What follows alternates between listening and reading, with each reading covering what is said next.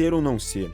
Eis a questão. Essa é talvez a frase mais famosa da história da literatura, dita por um homem afogado por sua própria consciência, carregando um peso existencial avassalador, enquanto reflete se ainda vale ou não a pena continuar vivendo em meio a tanta angústia dentro de si. Mas o que você faria se a realidade em que vivesse fosse como em um teatro? Um lugar onde todos à sua volta agem por aparências, máscaras e falsidade, escondendo sua verdadeira face. Um mundo em que você é, aparentemente, a única pessoa lúcida e consciente, e onde, paradoxalmente, a única forma de sobreviver a isso tudo é se fingir de louco. Mergulhar na sua própria solidão passa a ser a única maneira de não negar a si mesmo e de tentar compreender onde está a verdade. Em 1601, William Shakespeare escreve aquela que se tornaria sua obra mais famosa, uma peça que explora a condição humana por meio da história do príncipe da Dinamarca Hamlet. Ao longo da narrativa, Shakespeare aborda temas como vingança, traição, corrupção, loucura e dilemas existenciais, criando uma obra que atravessou séculos e permanece, até hoje, como um dos maiores marcos culturais da história da humanidade.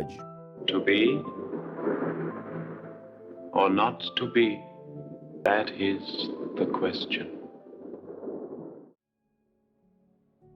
A história de Hamlet começa em um ambiente inquietante. Algo não está certo no reino da Dinamarca. O antigo rei morreu de forma repentina, oficialmente vítima de uma picada de serpente enquanto dormia em seu jardim, mas sua morte deixou um vazio difícil de explicar. O castelo de Elsinore segue funcionando normalmente, com guardas, cerimônias e banquetes. Porém, o clima é estranho, pesado, como se o próprio ar carregasse um segredo. Pouco tempo depois da morte do rei, algo ainda mais perturbador acontece. Cláudio, irmão do monarca falecido, assume o trono. E não apenas isso, ele se casa rapidamente com a rainha Gertrudes, mãe de Hamlet e esposa do rei morto. A velocidade desse casamento incomoda, o luto mal começou e já foi substituído por celebração. Para o reino, tudo parece resolvido. Há um novo rei, há estabilidade política, há discursos sobre ordem e continuidade. Mas para Hamlet, nada disso faz sentido. O príncipe está mergulhado em tristeza. Ele observa o castelo e percebe algo difícil de explicar. Ninguém parece realmente abalado pela morte do antigo rei. O mundo simplesmente seguiu em frente. É nesse contraste que Hamlet começa a se isolar. Enquanto todos cumprem seus papéis,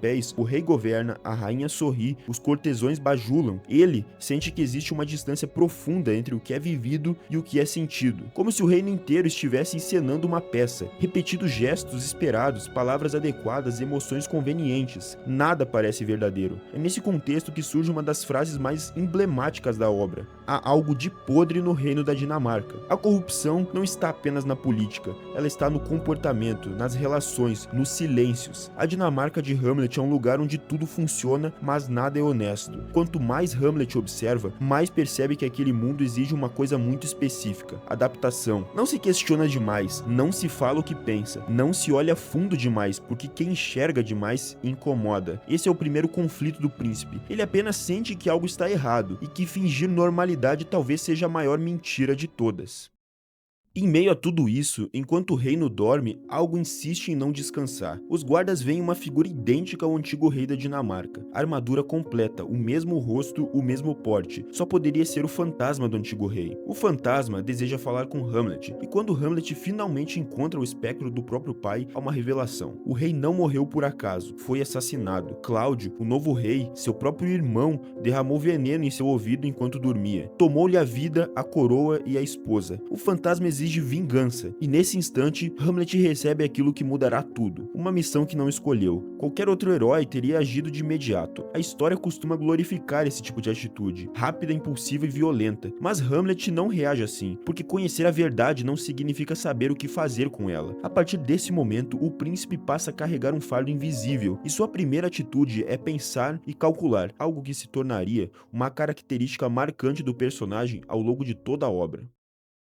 Depois da revelação do fantasma, algo muda silenciosamente em Hamlet. Ele fica tomado por ódio e sede de vingança, mas o que se destaca é o seu pensamento e consciência, pois afinal o fantasma é realmente seu pai ou é um demônio o induzindo a matar uma pessoa inocente? Há veracidade nos fatos contados? Ele passa a observar tudo com desconfiança. Cada palavra dita no castelo parece ensaiada, cada gesto parece calculado. Hamlet já não vê pessoas, vê intenções, e quanto mais pensa, mais distante se sente do mundo à sua volta. A verdade não o empurra para a ação, ela o lança para dentro de si. Hamlet começa a se perguntar se aquilo que viu era real, se o fantasma era mesmo seu pai ou apenas uma armadilha. Naquele tempo acreditava-se que espíritos podiam enganar, assumir formas conhecidas e conduzir homens ao erro. Matar alguém sem absoluta certeza não seria justiça.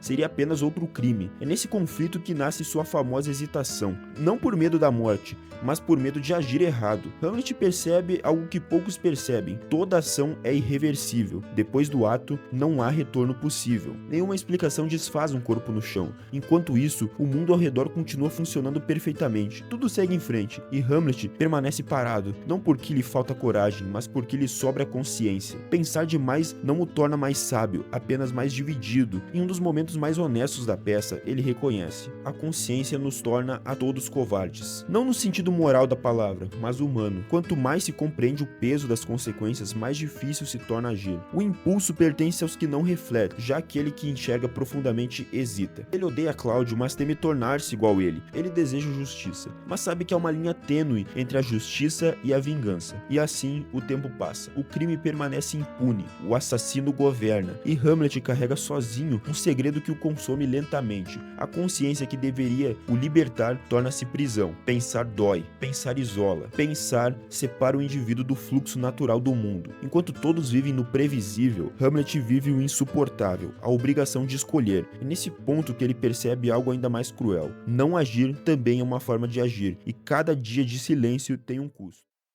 Em um reino onde todos estão atuando, Hamlet percebe algo essencial. A verdade não sobrevive quando dita de forma direta. O castelo de Elsinore funciona como um grande palco. Cada pessoa conhece seu papel. O rei precisa ser justo, a rainha precisa parecer feliz, os conselheiros precisam parecer sábios, e ninguém pode quebrar o roteiro. Dizer a verdade nesse ambiente não provoca libertação, provoca punição. Então Hamlet faz uma escolha estranha. Ele decide fingir-se de louco. A loucura passa a ser sua armadura.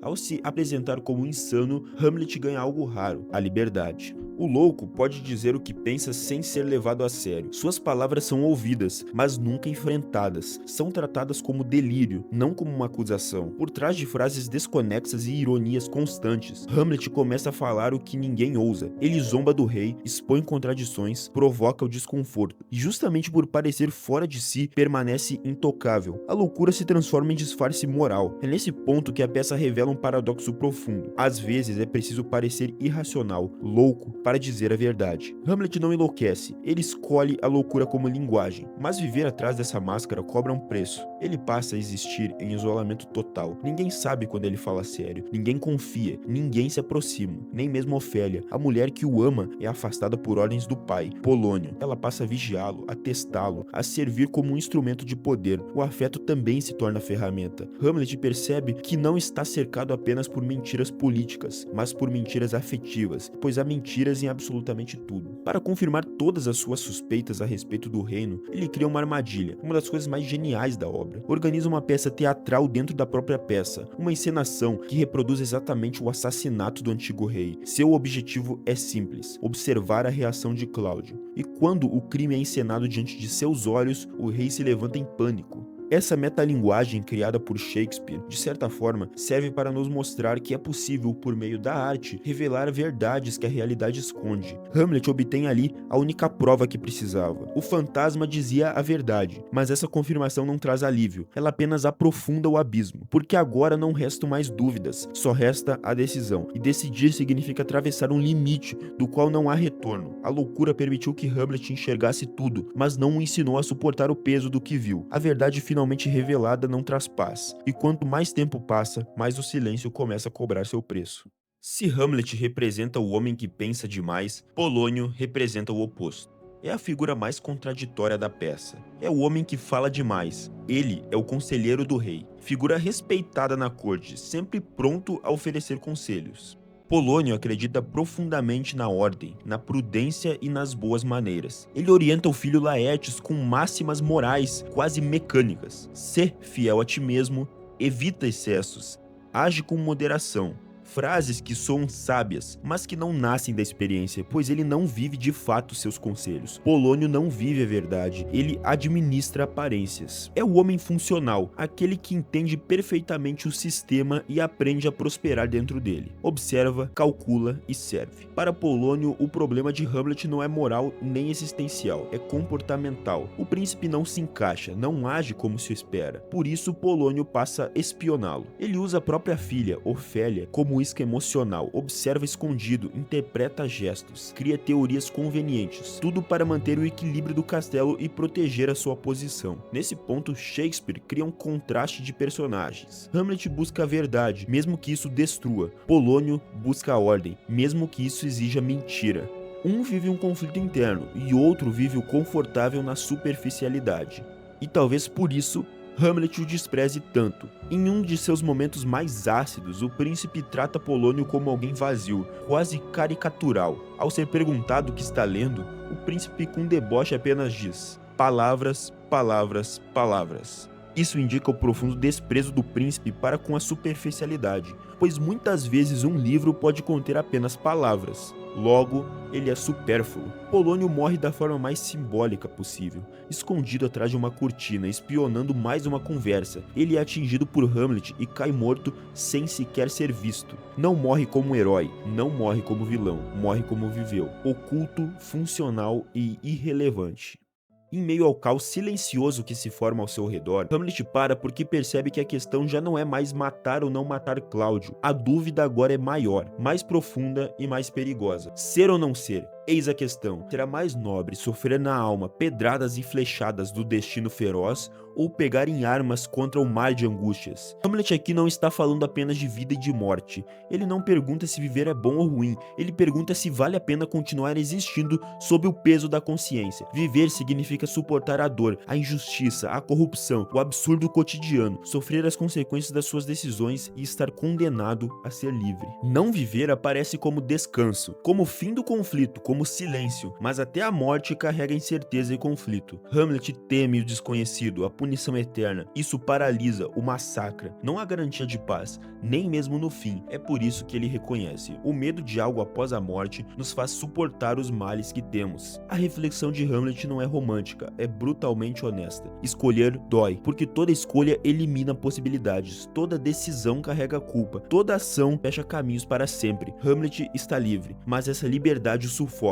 Ninguém o obriga a agir, nenhuma lei o conduz, nenhum Deus intervém. A decisão é somente dele, e talvez seja esse o verdadeiro peso da existência. Não a falta de sentido, mas o excesso de responsabilidade. Enquanto muitos seguem regras prontas, Hamlet precisa criar as suas. Nesse instante, Shakespeare não escreve sobre um príncipe da Dinamarca. Ele escreve sobre qualquer ser humano que, em algum momento da vida, percebe que viver não é apenas existir, é escolher. E escolher significa carregar as consequências sozinho. Hamlet não chega a uma resposta. O monólogo não resolve nada, mas ele deixa algo claro: continuar vivendo exige mais coragem do que desistir. Em meio a tanta falsidade em Elsinore, cabe o seguinte questionamento: quando as pessoas irão parar de sufocar a sua verdade se apoiando em julgamentos alheios, em mentiras e conforto, para assumir sua verdadeira individualidade, encarar sua consciência e buscar a sua verdade? Isto é, quando as pessoas deixarão de não ser e passarão a ser? Após meses afastado do reino por conta de sua loucura, Hamlet retorna à Dinamarca sem saber que uma tragédia acabara de acontecer. Ofélia está morta. Consumida pela perda do pai e pelo abandono emocional, ela enlouquece e se afoga. É a caminho de seu enterro que Hamlet se depara com o cemitério, e ali acontece talvez a cena mais icônica da peça. No cemitério, longe dos salões do castelo, não há coroas, discursos nem jogos de poder. Apenas terra, paz e corpos sendo enterrados como parte da rotina. Os coveiros trabalham rindo, conversando, contando piadas, como se a morte fosse apenas mais um turno do dia. E talvez para eles, de fato seja. Hamlet observa aquilo com questionamento. Enquanto o reino inteiro se organiza em torno de títulos e hierarquias, a morte não faz distinções. Ela não reconhece reis, príncipes ou heróis. Todos acabam iguais. Um dos coveiros lança para fora da cova uma caveira. Hamlet a segura nas mãos. Era de Ioric, o bobo da corte que o divertia na infância. Um homem cheio de riso carinhoso afeto e presença, agora reduzido a ossos silenciosos. Nada restou além da lembrança. Hamlet encara a caveira e percebe algo perturbador. Tudo aquilo que parecia sólido, fama, poder, reconhecimento, desaparece com o tempo. Até mesmo os rostos mais amados se tornam irreconhecíveis. O crânio não guarda virtude, não guarda culpa, não guarda história. A morte apaga as diferenças. Ali, pela primeira vez, Hamlet encontra uma verdade. Reis e mendigos terminam da mesma forma. Diante disso, surge um dilema. Se todos acabarão no mesmo lugar, o que realmente importa? Viver buscando aprovação alheia, ser protegido pela crítica ou correr o risco da indiferença? Hamlet percebe que muitas decisões humanas não são guiadas pela verdade, mas pelo olhar do outro. Escolhe-se o que é aceitável, o que é elogiado, o que garante pertencimento. Mas diante da morte, tudo isso perde sentido. Talvez seja ali que Hamlet compreende algo essencial. Viver de acordo com expectativas externas pode trazer conforto, mas jamais autenticidade. Escolher a própria verdade exige solidão, e essa solidão é o preço que poucos aceitam pagar. Enquanto segura o crânio de Yorick, Hamlet não vê apenas a morte de um homem, ele vê o destino inevitável de todos os papéis humanos. No fim, o teatro se encerra, as máscaras caem e o silêncio toma o lugar das palavras. Depois da cena no cemitério, não há mais espaço para dúvida. Hamlet já viu o fim de todas as coisas, já compreendeu que nada escapa ao tempo. O medo que antes o paralisava começa a ceder lugar a algo diferente. Não coragem, mas aceitação. Ofélia está morta, Polônio está morto, o reino apodreceu por dentro. Laertes, filho de Polônio e irmão de Ofélia, consumido pela dor e pela sede de vingança, retorna a Elsinore, decidido a matar Hamlet. Então Cláudio transforma esse ódio em arma, e em conluio com Laertes, marca um duelo de esgrima entre o príncipe e Laertes. Laertes, sedento por vingança, envenena a lâmina de seu florete para matar Hamlet, e Cláudio, prevendo a sede do príncipe em meio ao duelo, envenena uma taça de vinho. Nada é honesto. A mentira continua sendo a linguagem oficial do poder. Quando o duelo começa, Hamlet já não tenta prever o futuro. Ele aceita participar mesmo desconfiado do risco. Não porque deseja morrer, mas porque compreende algo essencial. Viver esperando segurança absoluta é não viver. Há um momento decisivo em que ele afirma: há uma providência especial até na queda de um pardal. Não se trata de fé ingênua, trata-se de rendição ao fato de que o controle é uma ilusão, pois o príncipe crê que há um destino final a todas as coisas, por menores que elas sejam, e isso independe de nosso controle. A morte se espalha rapidamente. Gertrudes cai por beber a bebida envenenada em homenagem ao filho. Laertes cai, pois em meio ao nervosismo do duelo, as espadas são trocadas sem querer. Diante desses acontecimentos repentinos, Laertes, antes de morrer, expõe Cláudio, que é finalmente morto por Hamlet, por uma facada com a espada envenenada. E Hamlet, ferido mortalmente pela espada envenenada de Laertes, sente o peso final da escolha. Ele não morre confuso, ele morre lúcido e consciente. Após atravessar dúvidas, máscaras e mentiras, Hamlet alcança o estado mais raro da condição humana, a consciência plena. Em seus últimos instantes, Hamlet não faz discursos longos, não tenta explicar o mundo, não justifica sua trajetória. Ele apenas diz ao seu amigo Horácio: o resto é silêncio. The rest is silence. Depois de tantas palavras ao longo da peça, conselhos, intrigas, justificativas, discursos vazios, o silêncio se impõe como a única resposta honesta. Talvez porque falar demais seja uma forma de fugir do vazio, talvez porque explicar tudo seja uma tentativa de esconder que, no fundo, ninguém sabe. Hamlet pagou caro por escolher a si mesmo, perdeu o amor e perdeu a sua família, destruiu tudo ao seu redor, mas recusou viver anestesiado. Enquanto todos aceitaram a mentira confortável, ele enfrentou a verdade, mesmo sabendo que ela não recompensa e não protege. No fim, todos vão ao mesmo lugar: reis, bobos, príncipes e espectadores. Talvez seja exatamente por isso que Shakespeare encerra sua obra sem promessas, sem redenção e sem respostas. A vida passa e o teatro se fecha, e o silêncio permanece, porque viver é breve, e o preço de escolher a si mesmo é aceitar que ninguém garante aplausos no final, pois o resto é silêncio. Então esse foi o vídeo, espero que vocês tenham gostado. Não se esqueça de se inscrever, deixar o seu comentário e deixar o like. E lembrando que essa peça tem várias interpretações, eu decidi expor aqui mais a parte do personagem em si, dos conflitos internos do personagem. Com isso, é claro que foi deixado de lado certas cenas da peça. Se você gostou desse vídeo, eu acredito que você vai gostar também desse outro vídeo que tá aparecendo aqui na tela. E é isso. Valeu, até a próxima.